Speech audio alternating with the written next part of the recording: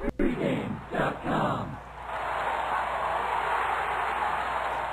And welcome to Pregame.tv. I'm Teddy Covers, joined here by Steve Fezzik, and it's time to talk about what we've learned over the first couple of weeks of the Major League Baseball season. Fez, the baseball season is already 1/14 over.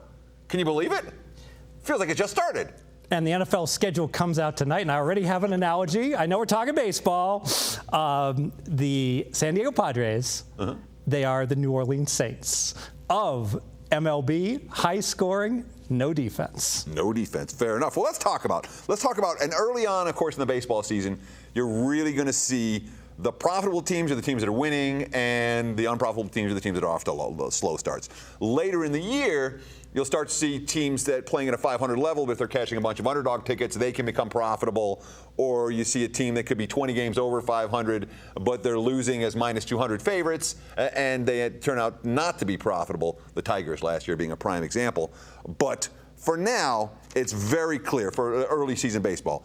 The winning teams are making money. Detroit, the Mets, the Royals, the Braves, the Dodgers, the Cardinals, and the Padres, the biggest money winners over the first couple of weeks. The biggest losers, again, all the teams that have disappointed so far. The Brewers, the Marlins, the Giants, the Indians. A couple of teams with good records, or not good records, but decent records. Washington, Seattle, the LA Angels, because all those teams have been priced highly because of their starting pitching and are now obviously showing a negative ROI through the first couple of weeks of the season.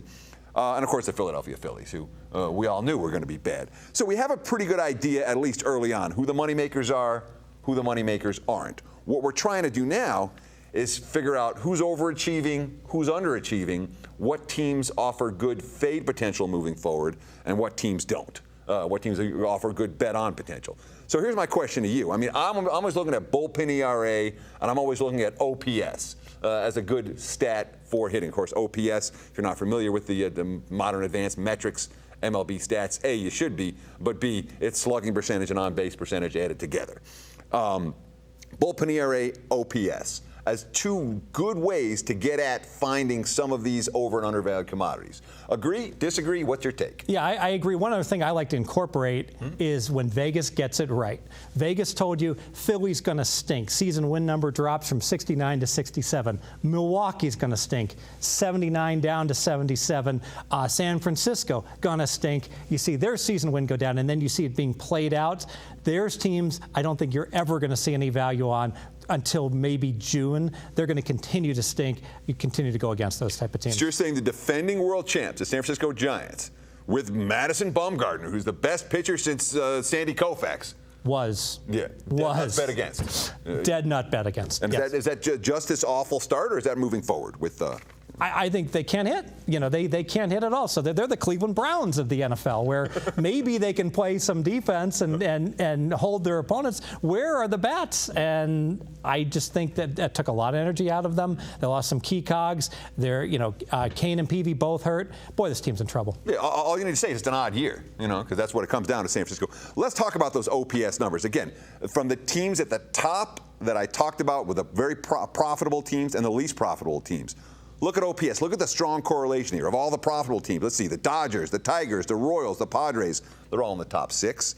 Of the least profitable teams, the teams that aren't hitting the ball at all, let's see, the Brewers, the Phillies, the Angels, the Marlins, the Giants, the Indians, all teams at the bottom of the money list and at the bottom of the OPS list. Strong correlation, at least initially, between how well teams are hitting and how much money they're making for their supporters. Absolutely, and one team that really has exceeded expectations that I see as a wild card, Colorado. Can they continue? This is a team that went like 20-60 last year on the road and has opened up just great on the road. We'll have to see. Still evaluating whether they can keep this kind of play up. Let's not forget that the Rockies' 2 dominant road series so far have come against, they had one in Milwaukee and they had one in San Francisco. 2 teams that can't hit worth a lick right now. I do want to talk very quickly about bullpen ERA because, again, we talk about these stats that aren't properly valued in the markets. Starting pitching is always valued properly. Certainly by May, it's all valued properly. But bullpen ERA, again, among the moneymakers, you got Kansas City, St. Louis, the Dodgers, Atlanta, all with top-notch bullpen ERAs. Oh, your money losers? Miami, Cleveland, San Fran. And if the Giants can't hit and their starting pitching is banged up and their bullpen stinks, going to be a long year, or at least a long first half at San Francisco. They really need Hunter Pence and Matt Cain and Jake Peavy all to get healthy as soon as possible. They need 2016 to roll around and to be an even year. Look, we're 1/14 of the season. You're saying write them off now? Done. I don't know that I disagree with you that. Thanks for tuning in here on pregame.tv. Teddy Covers, Steve Fezzik. We'll be back next time.